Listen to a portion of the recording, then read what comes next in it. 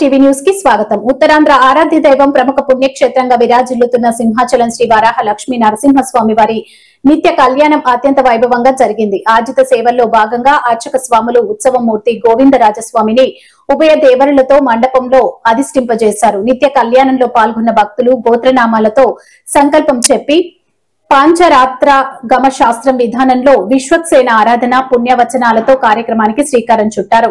కంకణ ధారణ, నూతన యజ్ఞోపవీత సమర్పణ, జీలకర్ర బెల్లం మాంగళ్య ధారణ, తలంబ్రాల ప్రక్రియలను కమనీయంగా జరిపించారు.